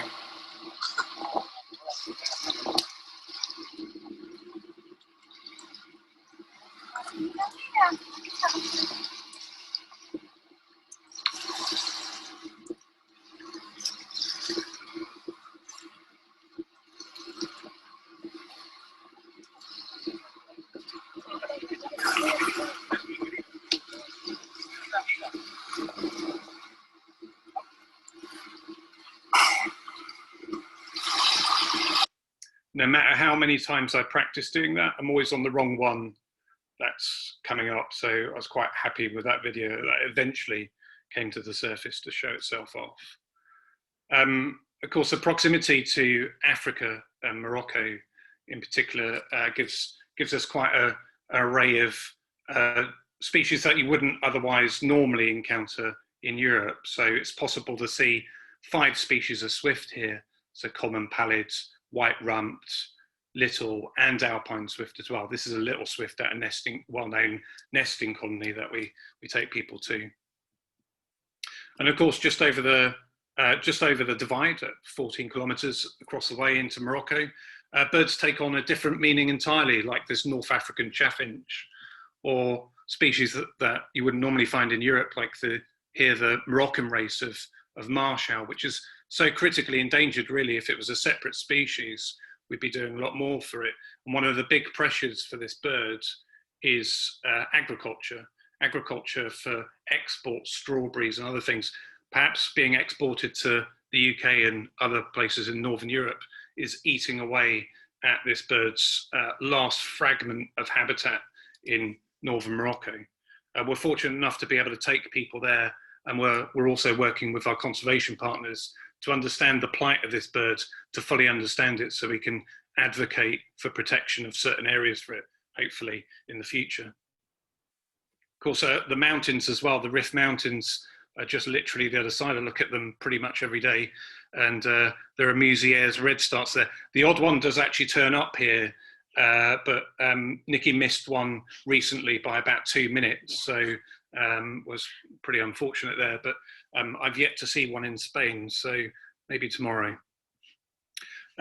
So it'd be wrong to just think of this little honeypot of the Straits itself without really thinking about the whole flyway and where these birds are going to winter. So we actually do a lot of work with the Gambian Birdwatchers Association, sort of building capacity, I suppose, of things they can do. This is a collection of bird guides, but they're also doing active conservation work, censuses, and public engagement as well, which is really important. And one of the things that we've been able to do together is mangrove work. So a lot of the mangroves have been either removed or been flooded out, or pollution events have caused their deterioration. So what we're doing with the Gambian Birdwatchers Association is putting mangroves back on the map in the Gambia. Now, this is a really important habitat for those birds that are coming past us on their way to winter in this really unique country that has a lot of things that these migratory birds need. But mangroves are really important. Not only are they good for flood alleviation with sea level rise, that's going to be ever important for Gambians, but also for roosting, feeding, for both resident birds and migratory birds as well. So one of those migrants being the turtle dove, and that's one thing that we share across the flyway, whether it's in the Gambia or you guys in Sussex. Your turtle doves are probably passing past us, and we're going to see them pass through, hopefully on their way north to you. And of course, one of the big challenges for this bird is what's happening on their breeding grounds, where you guys are and here, but also hunting on their migratory routes, changes in agriculture, where they can feed up on migration, and also problems on their wintering grounds, whether they've got in those freshwater sort of areas of the Gambia, whether they've got areas of trees to roost in and feeding areas, or whether they've been trapped, or a whole host of issues. And often for these migratory birds, because they cross borders, because they go on such a long journey, these problems, when you get such a steep decline like the turtle dove, these problems are multivariate. There are so many problems stacked up for them. And that's why we really need to work together to not only tell the story, but also work together at a cross-border way at the flyway scale to help birds like the turtle dove. So we see it here. We really live and breathe migration here in the Straits, and we cheer them on as they head north to you guys. So we cheered on those house martins and barn swallows today. They're on their way. So that's it from us for now. Anyway, happy to answer your questions. But just to say, we hope you, when travel allows, you'll be able to come and visit this phenomenal place to see migration. It's a close enough place, but also it's a phenomenal place. It's like another world to witness migration, and we love sharing it. So we're really looking forward to sharing it with you. Thank you very much. Thanks. Lovely. Thank you so much, both of you. Happy memories for me, and I'm sure it is for many people who are watching at the moment. And even the fact that we are talking to you live in Fasinas at the moment, just north of Tarifa, is enough to make us feel happy. I had a look at the weather forecast. By Monday, you'll be 17 degrees with a low of 15 degrees, light sunshine, light winds. Sounds glorious. Yeah. We've got some questions that have come in. In fact, I'm going to start with Angela Collier saying that she did a holiday with you 2 years ago and it was fantastic. And she's asking the most important question, which is she hopes your little doggy is okay. Yeah, he's good. There we go. Yeah. Cliffine is envious, as I'm sure many people are. For Sophie, it's firmly on her bucket list now. Sophie, you now know who to do it with. Simon, I'm really impressed with your Spanish accent now, so it sounds like you're talking the lingo as well. Ian Honeyman asking, how high are the birds when they're migrating through?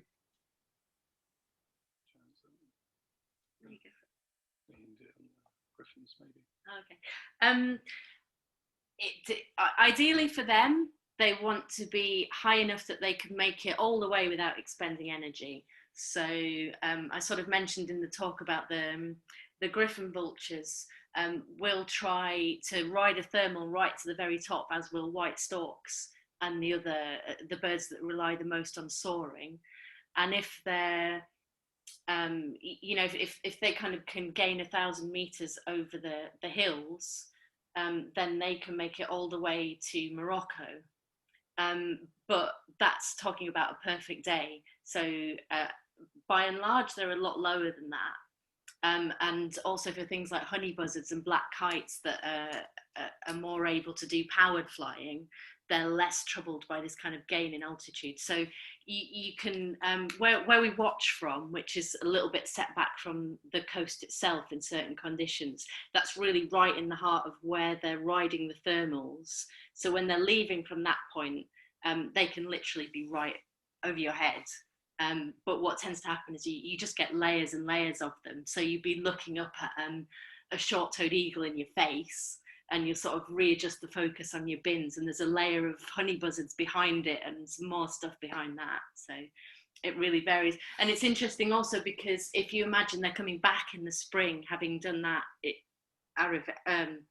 in reverse, they've gained their height in Morocco. By the time they arrive in Spain, they've lost it all. So you get these incredible days where black kites in particular that seem to want to come, whatever the weather, they just come. You get these days when they're literally coming in over your head at face height at the coast, and those are, you know, really heart-rending days because you're like, are they going to make it? But just really phenomenal days as well. So. Well, one of the things in the spring in particular, you can see just how low these birds get. So black kites, I've actually been on a ferry going into Morocco, and I've looked out with my naked eye thinking I'm seeing shearwaters, and actually it's black kites crossing at sea level just because they're so desperate to get back in really bad conditions. And it really depends on the wing length and also the winds as well at the time. So yeah, and often, as Niki says, it's layers of birds. So in the spring you get really head-on views. In the autumn you get this layering effect of birds, and people often ask, which is the best time to come, spring or autumn? Just come for the whole year, it would be easier to answer. Yeah. Fabulous. Okay, I've got two questions which I'm going to kind of link here. One is from Stephen Marsh, which is there any year-on-year increase in numbers of any migrating species? And then if I scroll down, the second one is from Sophie Streeter, which is, are you seeing any changes to migration patterns, species or numbers, in particular due to climate change? Both really good questions. So we're seeing the birds that can shift their migratory timing are able to cope more with climate change. There's a really neat app actually we helped develop with our partners at Fundación Migres, actually showing the difference in timing of migration. It's called the Copernicus Migratory App, and it really shows you the different changes in a sort of live view map. It's very interesting, and that's why it's so good to monitor here, because we can track those changes. So two birds that are particularly good at changing and have increased here are black kite and white stork as two instances, and they're able to shift their migratory pattern to a certain extent. Some of them even overwintering, in particularly for white stork, and probably the things like rubbish tips really help white storks. But then birds like honey buzzard, which are really suffering, and they're such long distance migrants. They're one of the longest distance soaring birds coming through here. They're really not able to shift, and those are the birds, the longer migratory birds, those are the ones that are suffering most because they're not able to shift their migration timings. And also that means by the time they get back to their breeding grounds as well, maybe they're out of kilter with food availability as well, of course. So there's a number of issues for them. Lovely. I suspect that this one's quite a big question, which is Stephen Pullinger saying, what impact has the wind direction on migration? Sorry, could you repeat that? Sorry. What impact does wind direction have on the migration? Okay. Shall I do that one? Okay, because that's one of my favourite subjects. Yeah. I was just hesitating because right, I know that you're going to want to say so. So you here, I'm constantly every day, every morning, looking at what the wind's doing, because that really depends on where the birds are either leaving from or coming into.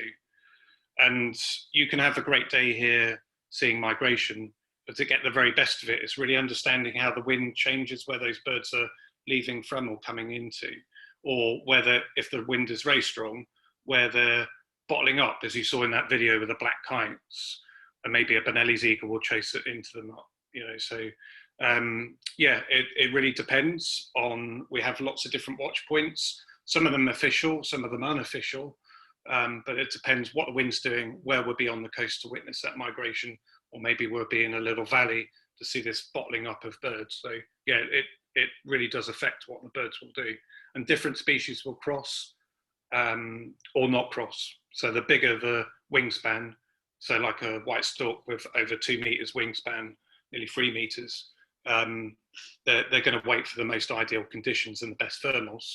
Whereas something with a much narrower wing, like a sparrowhawk, or even up to a black kite, they are able to power fly, and maybe they want the best conditions, but if it gets desperate, maybe it's been a few days and they couldn't cross, they will go. So often you'll have days, maybe 3 days of wind, where lots of birds are bottling up. That's the best day to be here, actually, in the autumn when that happens. And even when the wind is really bad, you think there'll be no migration. Some of those birds are so desperate they just do it, and that's often young birds, and then the mortality is very high. Okay, fabulous, thank you. Okay, wind turbines, which I've certainly seen on the hillsides in the Tree-Foot area, are they killing any of the migratory birds of prey? It has been a huge problem in the past, and it's part of the history of our conservation partners, Fundación Migres. The wind turbines, which were, when they were originally put up, they were erected on military land, which wasn't yet a natural park. So the death toll when they were first put up, kind of, what is it now, like 15 years ago, was horrendous. It was about 1.3 birds per turbine per year, over 800 turbines. Less at the time, but they were amongst the worst wind farms in the world in terms of collision, because they'd done the risk assessment based on the small breeding population of raptors and completely ignoring the fact that 300,000 raptors come through here twice a year, and they're notoriously bad at avoiding things. But numerous local conservation organisations, Migres included, and first and foremost, really pushed to have something done about this, and they actually got mitigatory funding to train ornithologists to work on the wind farms. Amongst other things, I mean, they generated so much research. It's globally known research on wind farm raptor interaction came from here. But the really good outcome was that they got money to train ornithologists to work on the wind farms. And when there's a high number of raptors coming through, or, you know, endangered Egyptian vultures, or anything now really, then they just turn the turbines off. And over the years it's got more and more specific, so they can shut down really specific turbines for very short amounts of time to sort of minimize, you know, profit loss for the energy company and energy generation. And they, starting last year, they now have an app on the phone, so they don't even have to call it in. They can literally stop the turbine in under a minute with the app on their phone, and it's reduced the death toll from, it used to be around 500 or 600 Griffin Vultures, for example, every year, which is huge and just awful. And it's down to well below 30 per year now, which is, you know, if you're being pragmatic about it, that's not much higher than the kind of natural mortality you might get from young Griffin Vultures anyway. So yeah, long answer, but short answer is there's been a horrendous problem in the past, but it gets better every year. So every year is better, and I think Griffin Vultures are one of the birds that suffered most. But in peak migration, we actually get more people in to do that monitoring work. So at the moment, we have people out at different sites on the wind farms throughout all daylight hours, monitoring what any bird's doing, any soaring birds are doing, passing that way.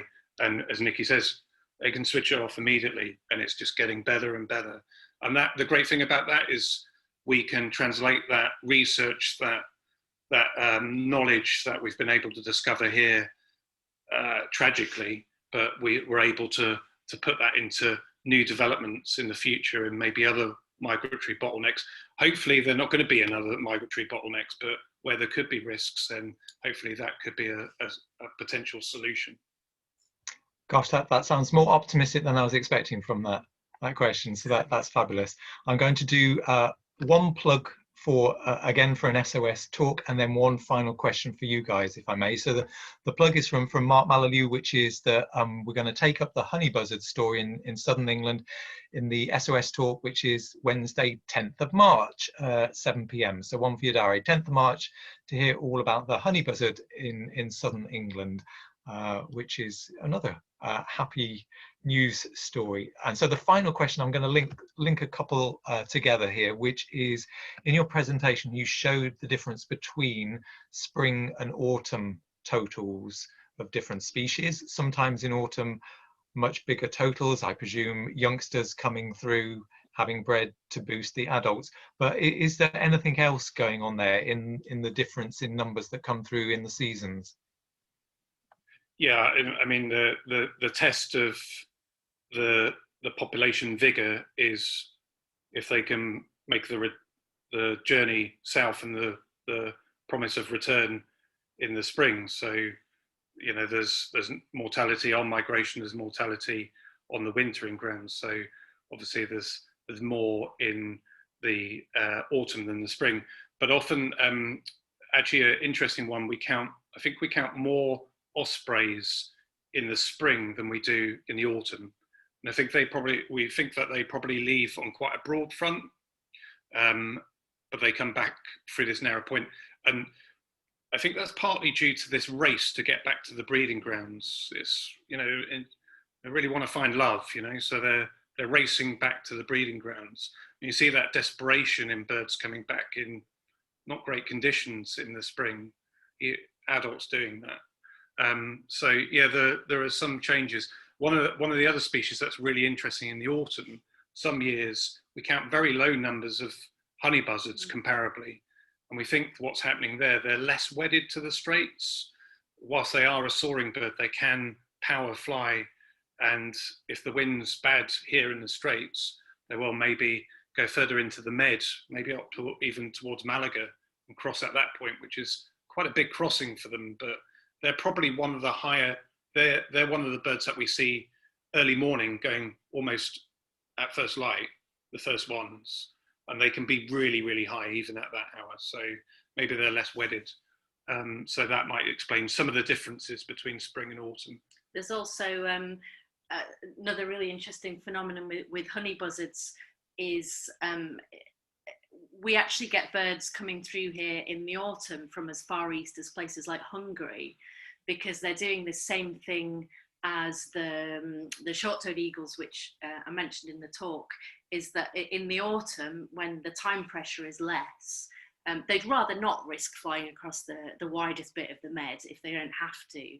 So they actually take these learned trajectories by following adults and come all the way west and cross down through Iberia, just kind of taking their time, chilling out, you know, and then they ride, there's a certain direction of wind across the Sahara which they can ride back towards much more easterly areas of Africa. And then those same birds in the spring, suddenly, you know, a little bit more urgency to get home, if you know what I mean, they'll jet straight north. So they'll come south in the autumn, which explains the higher numbers. And then the sort of desperation to find love, as Simon's rather romantically put it, will drive them to take huge risks and just go straight across the Mediterranean in the spring. So we never see those again. So. And I think on the subject of finding love over the Straits of Gibraltar, I'll go back to our president now. Both of you, thank you so much. I know from the love that was coming through on the message board, people have really enjoyed that. Apologies, you only get the sound effect of clapping for what you've done. Probably sounds like a tidal wave or something coming through, but thank you so much, and thank you for giving us that little ray of sunshine from the Straits there. Have a lovely spring there. Thank you both. Thank you for having us. Thank you. Brilliant. And with that, the great Pozos I can see is waiting for us now. So over to you, Alan. Thank you very much, Adrian. That was, I think, a stunning evening. They were really, really fascinating and varied talks. I hope you all enjoyed them. I certainly did. I'd like to say thanks to Sam Franks, for unfortunately giving us a bit of a sad tale of the decline of the curlew, although perhaps with all the work that's being done on habitat, there may be some hope, and it seems better in the Brecklands. Finland sounds good, but as always, it comes back to people, predators, and climate. So we have that as a continuing problem. To Simon and Niki for taking us away from our northern winter, thank you very much. To the delights and the magic of migration. I'm sure that many of us have been to the Straits of Gibraltar, and if you haven't, you should go. Perhaps go down and visit Simon and Niki. It was so nice to see what's happening and to know that our swallows are on the way back. I just hope I get them this year. I didn't last year, and the house martins are beginning to come. So thank you both for really just taking us away from our sitting rooms into the magic of Spain and Breckland and habitats of curlews. Thank you very much. I'd now like just to say thanks also to Adrian. I'm obviously a bit disappointed he's unable to provide you with his stage talents this time, but I think he's done an excellent job, and we will thank him very much indeed and look forward to seeing him tomorrow. I'd like also to thank Tim Squire. Now, Tim is the one that's been sitting behind, pressing the buttons. He has not done a web air before. He's done, I think you agree with me, a magnificent job, and I would like to thank him very much indeed.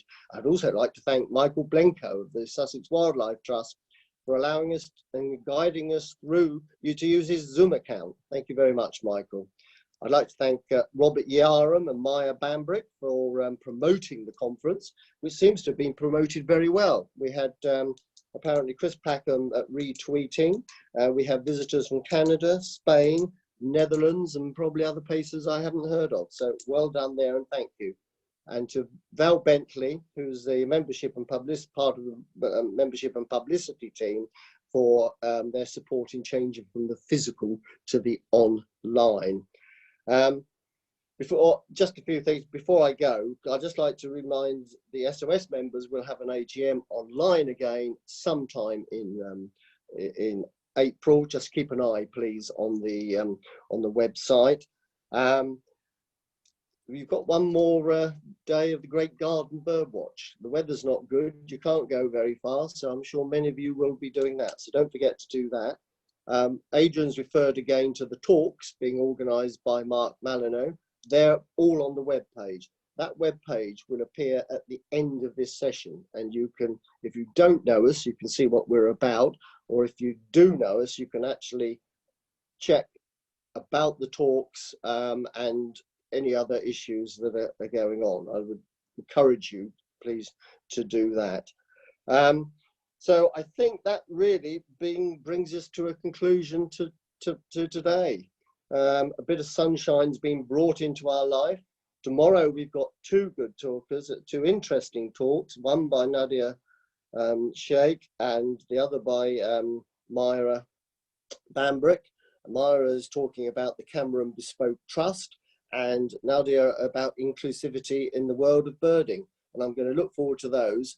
And I hope to see most of you, well, I can't see you, but I hope that most of you will be here tomorrow. And I'd like to thank the team for producing it. So it's now time for me to say, on behalf of the Sussex Ornithological Society, good night. At least you don't have to drive home, but please all keep safe. Good night.